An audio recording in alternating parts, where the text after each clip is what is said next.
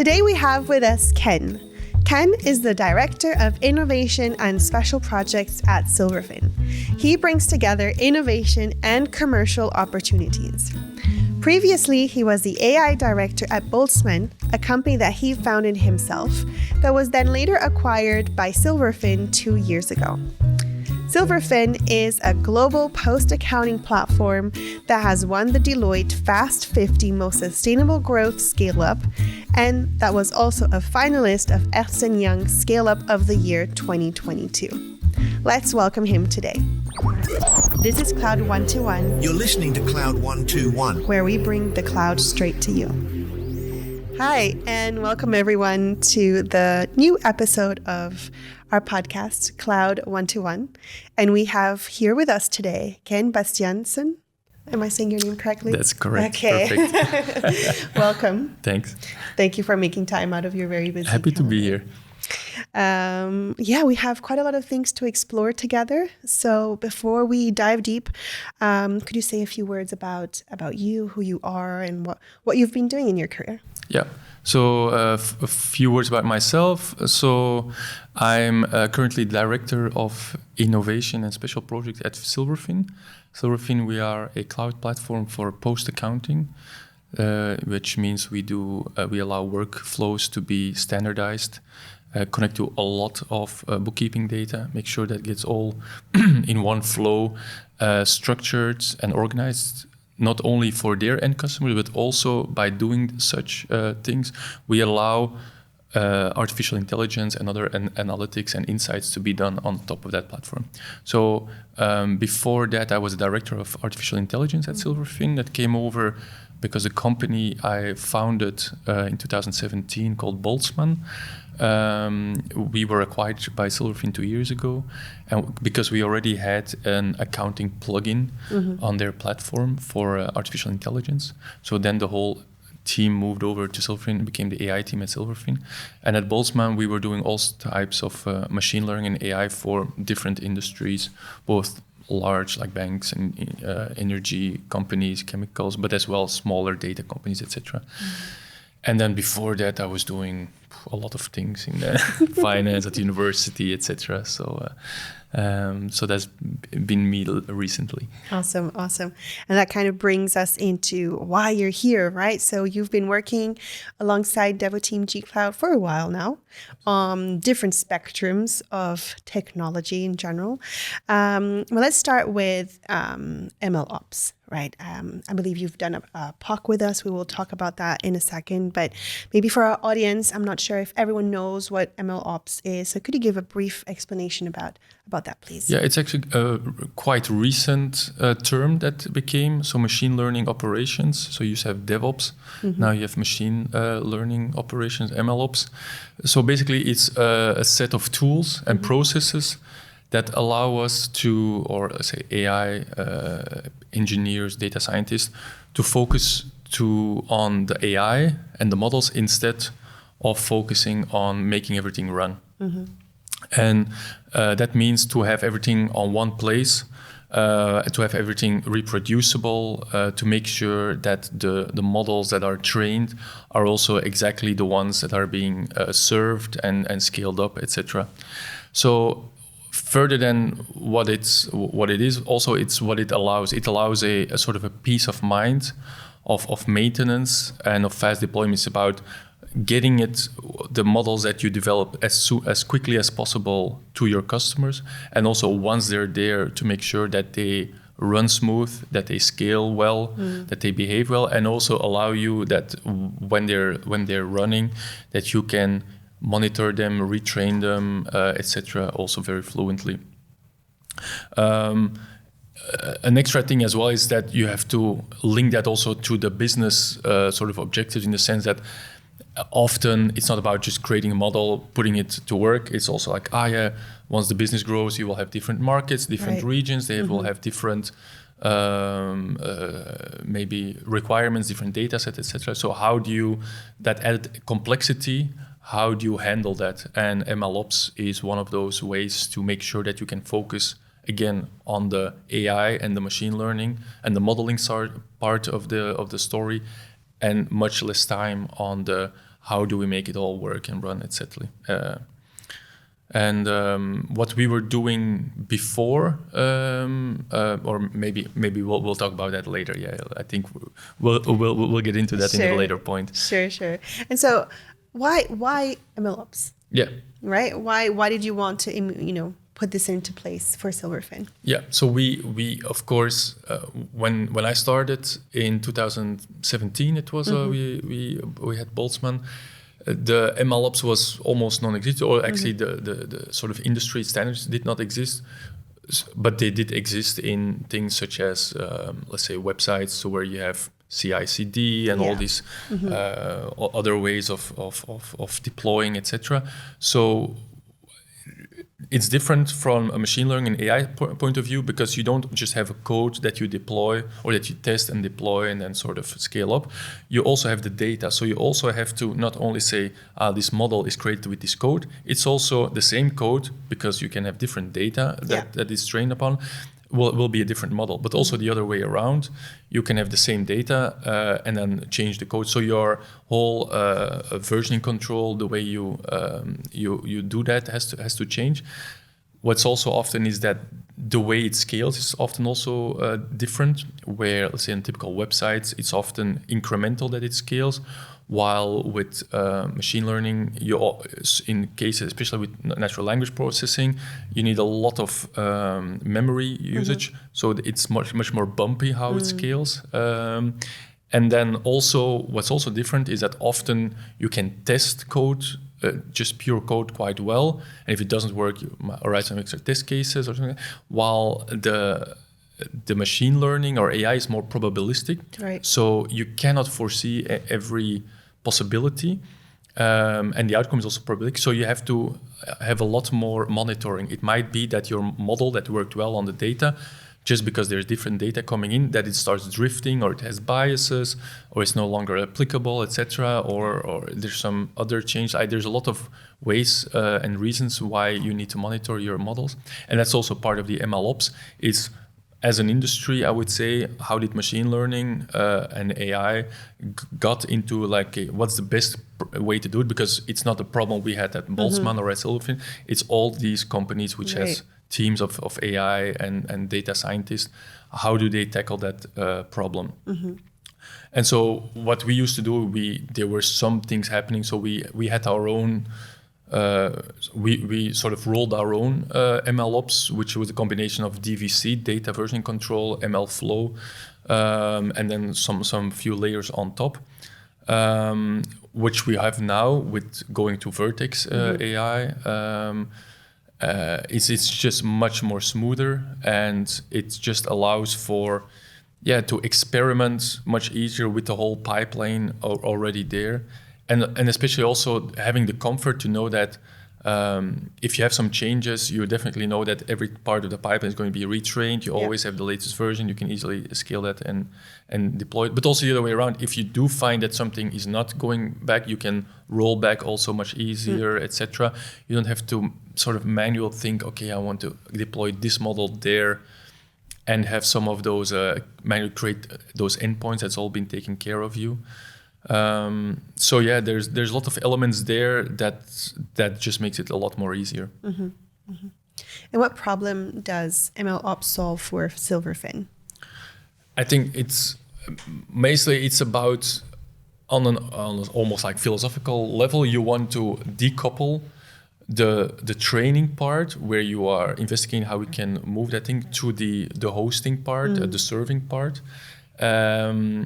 And make sure that goes so smoothly. So as I said earlier, you want to spend much more focus on the things that matter, that you want to control, and the other things have it being taken care of you.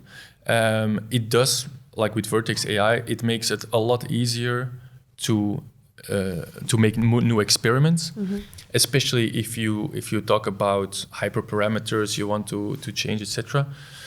If it's significant model adaptations, then maybe it's not such a big change in the training. But again, then it's later doing the serving and the monitoring that really does give you that extra comfort. It also allows us, if you also integrate how your data gets updated, however architecture you have with the data warehouse or etc. It allows for much smoother and faster retraining of the data, if much more, retraining of the models if more data comes in, which is of course a direct impact for our customers. The model monitoring, we had quite a lot of model monitoring ourselves. We still use a lot of that, not so much yet of Vertex AI, but that typically it enables also a lot more and smoother model monitoring. And then also, I mean, just on a technical point of view, with Vertex AI, you can describe your pipeline and you just say like, okay, this step, this part, I want to do it, on a GPU, or you change it. In theory, is just in principle a one-liner. Okay, I will allow this also on GPU or on TPU. Okay, you have to take care what kind of images you're running for the retraining, but the principle, the philosophy behind it is super strong, which also means that if that part is finished, what comes afterwards just allows you for a lot more added value there. Yeah, it just seems like quite a bit of preparation to give you peace of mind for the future, right? It kind of prepares you to do your work better and to roll out ML better. Yeah, absolutely. It's that I think the peace of mind, the comfort to know like it's all set, and that if something goes wrong, you're much easier to roll it back or to adapt it and change it. So because I think it's in DevOps as well. In a lot of technical cases, you want to reduce the complexity in a lot of ways, and this allows that in the sort of best industry practices. Yeah, and you future-proofed it. Exactly. Yeah. So if you want to keep on rolling your own, you also have to keep on updating your own. And exactly. I think we have better things to do than think of that. I think so too. Let's leave that to the experts. Sounds good. So you did a POC with us, right? With the team, and what was the added value of the implementation of that POC for you?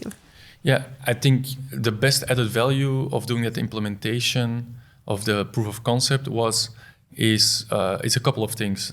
First of all, it's having externals come in and push you forward, say we're going to do this now.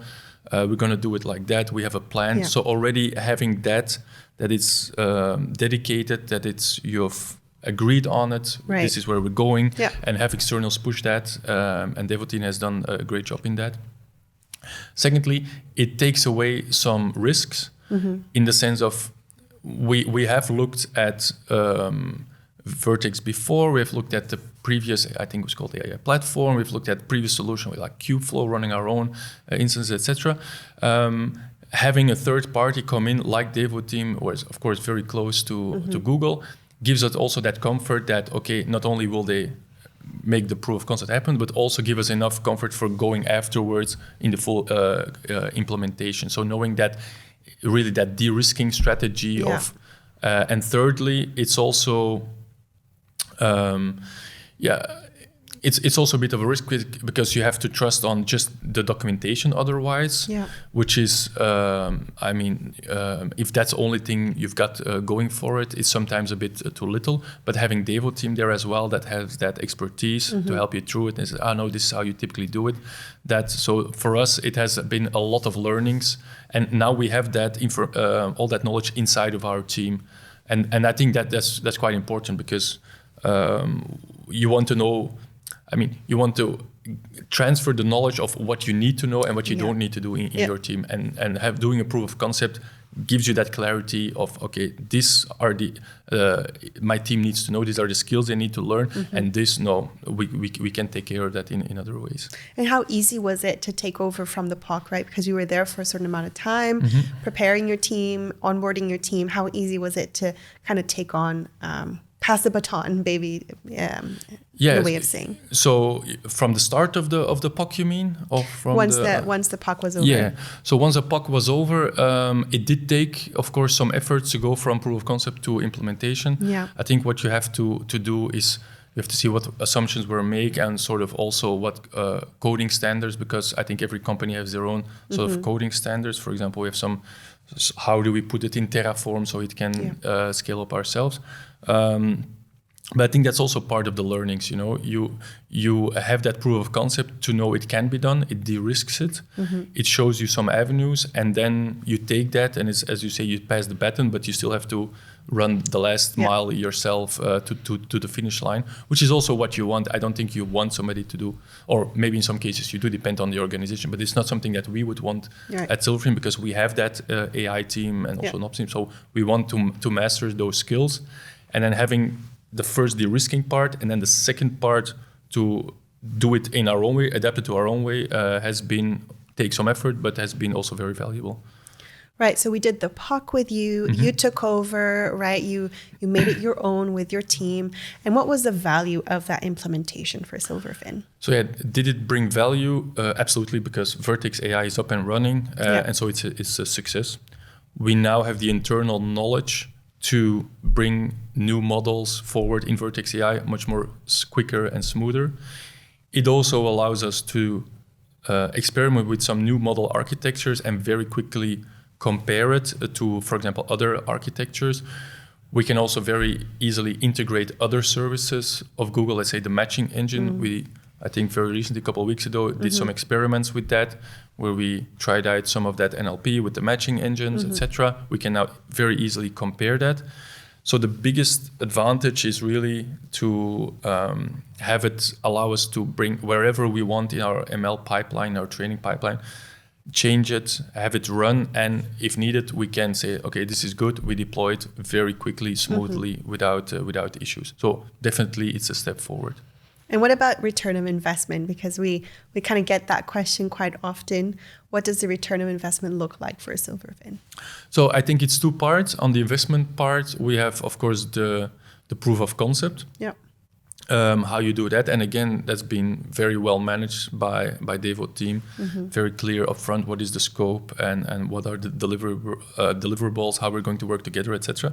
The second part is how you go from proof of concept to that implementation. As I said earlier, doing it two steps allows you to de-risk that second part, and I think it's very important. In a lot of, people in my position that have to make this decision with big implications, the uncertainty, if you can reduce that uncertainty. Then on the return part of it, we actually already see that in scaling, both in training and in serving. In the sense of with training, we can already see that we don't have to rerun the full pipeline in some instances, so we can just only change some parts. It caches it. It can much more quicker do that, as well as new experiments, sometimes a bit too smoothly in the beginning. The data science was always, I want to try this, and this, and this. So we did a little bit of more training costs in the beginning because they were enthusiastic about it because it was so easy. So then we said, okay, do we really need to do this every day, you guys? And then the other part is also on the serving part. Again, maybe that's also interesting. We had, because of the ease of use now, we can split. We are active in different regions, Silverfin. We can split some of our serving specifically for different regions because they have different scaling properties, because we have different types of client bases, which means we can we need smaller instances and they can scale independently of each other. So already we see an advantage on that. And in general, if you look at it more from how would you measure that, we have since the beginning of the year something we call KTL lower, which comes from the abbreviation KTLO, keeping the lights on. The maintenance and to lower it, because we heard from a lot of our engineers that they said, okay, we have, of course, like every firm, some maintenance. Can we invest a bit more in that? So we will reduce that maintenance even more because they prefer working on new stuff. And so we have been tracking that very rigorously, and we already see the impact on that. So it's all very, very, very positive. Do you already see any business outcome of implementing Vertex AI? Yes, I think we have launched a new product in the UK during the summer. Okay. But also another product that we scale now to new markets, and we have a new model coming up that will replace some other models also in different markets. And we see the experimentation of that and the launching of that is just much more smoothly. So yes, we do. And another part is also with new data coming up, especially in new markets. New data comes in, let's say, almost every day or every week. where we can retrain a lot faster, and customers see that added accuracy already directly in their product. So yes, we do see that value being brought to our customers. Let's talk a bit about change management. We've done a lot of like the technical, right? So I know that by introducing something new, sometimes it can, stir some pots. How did the engineers react to this new approach? I think how they directed on change was well managed because they were involved on all stages from the very beginning, planning it, setting it up. And again, Devo team has been very proactive in that regard as well, very professional. I think there was not much resistance. I think there was a lot of feeling of, okay, we can do this better. I think there was some natural skepticism because we have been in this business for what's now 6 years in the AI machine learning business. So which is, in some cases it's very short, but in the AI business it's actually weird that it's such a long time. So we have seen some sort of platforms come and go and some hypes come and go and what are industry's practices. So there was, of course, that I think healthy skepticism. But there was, and secondly, was also a learning curve because it's a new way of doing this. But I can honestly say it's now been fully embraced by every member of the team, by all data scientists and data engineers, and it's been just like a commonplace, a daily thing. If you do something new, you do it in Vertex AI because it's just the way to go. Yeah. Fantastic. And in regards to stakeholders, because that's also kind of part of change management, how did you manage communication with them to bring them on board? Yeah, and I think it's been within Silverfin more of a team responsibility to make. So I don't think it had much impact to either the rest of the business, to be honest, or even our customers directly. Right. They just expect us to follow the industry practices. They expect us to do the best we can. Yeah.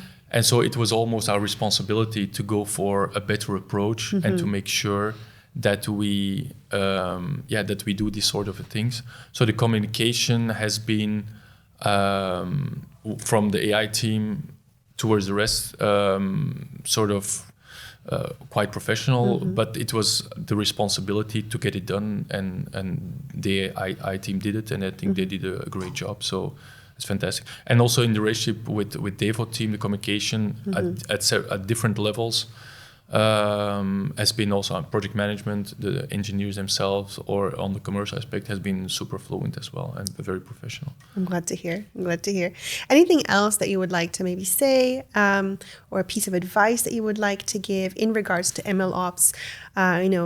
Considering our audience, if they're interested in MLOps, is there anything that they should be aware of, be careful with? Any tip from you?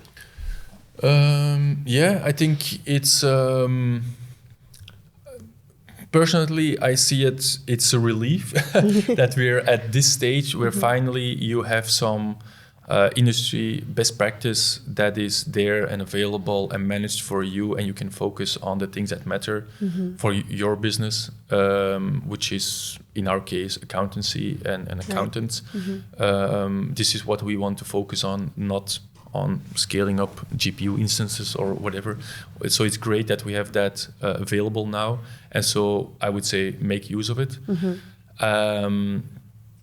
I think also there is still a lot of ways to go always in the future. So how is it going to evolve? And I think that's also one of the things, the reasons of now jumping on it, because there will be more changes coming up. Yeah. There's going to be new services, so that if you're already here, the sooner you're on this, the easier it's going to be to also integrate whatever new approach or types of models or integrations or endpoints or services, whatever that comes our way.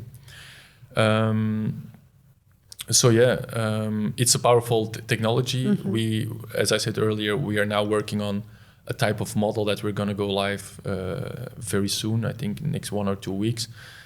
it has been a no-brainer to put this on Vertex AI, much smoother, easier, and we are also confident that once it's running, that it will scale up, etc., just the way we want it.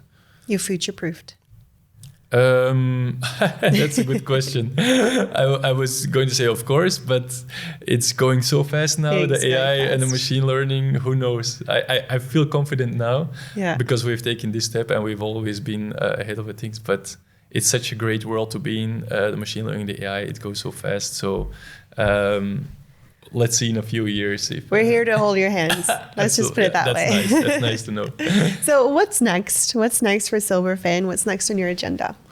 So what's next is that we will take, I think on the MLOps part, it's going to be maybe modernizing a few more pipelines, part of our monitoring, put that also in Vertex AI.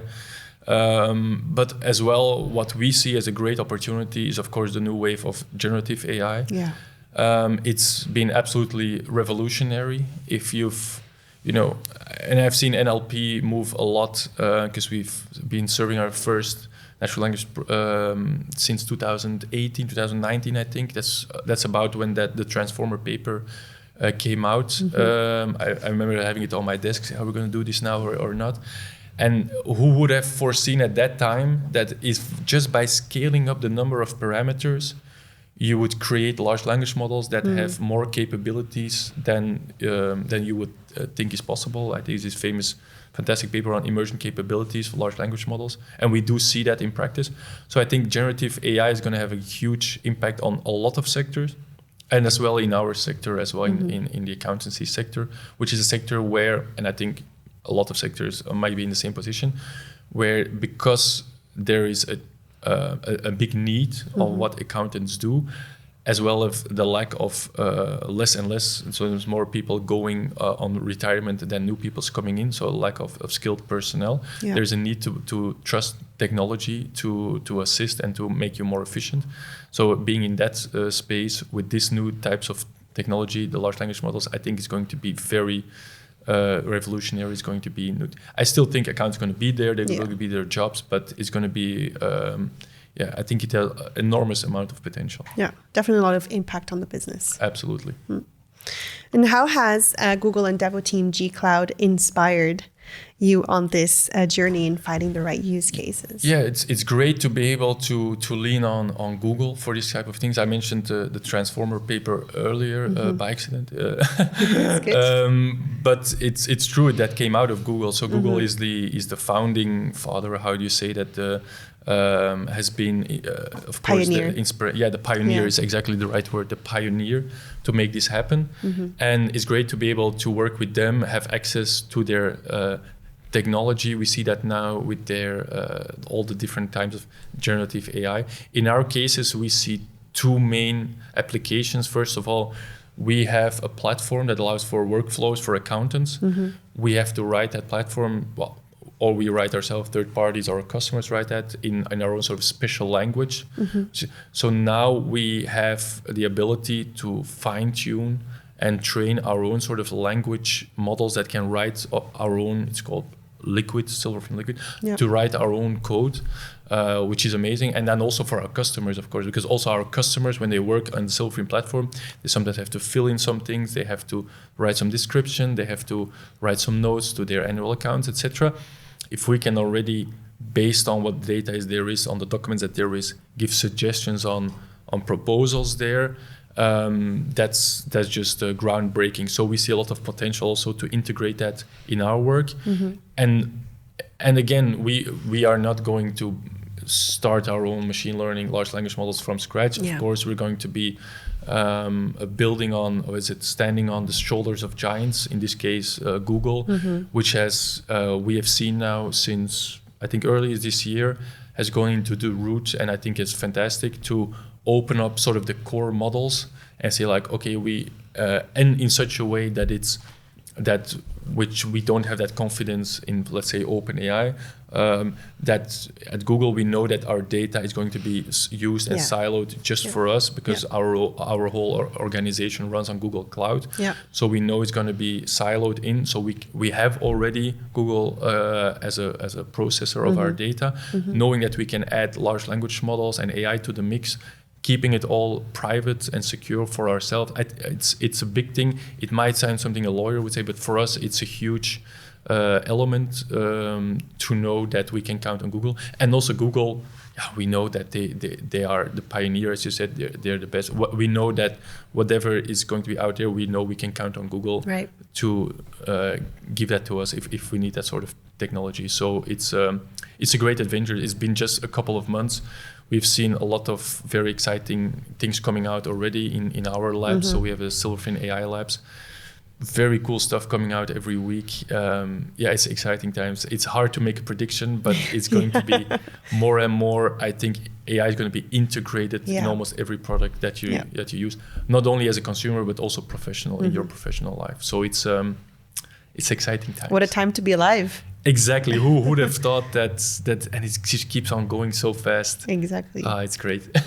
Well, it's so exciting to be on this journey with you. On behalf of all of Devo Team G Cloud, we love your team and we love working with you guys. So we're excited to be on this journey with you. Likewise, because we are actually planning some parts of doing generative AI together with Devo team.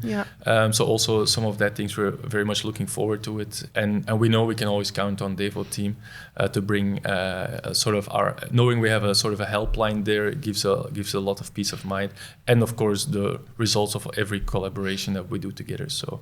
That's why it's my pleasure to be here. Thank you so much. Thanks for your time, Ken, and for sharing your insights with our audience. And for the audience, thank you for listening, and hope to see you soon. Bye. Thank you. Bye. Bye. Thank you for tuning in to Cloud 1-to-1. Don't forget to follow us on social media so you don't miss out on any episode. Until next time.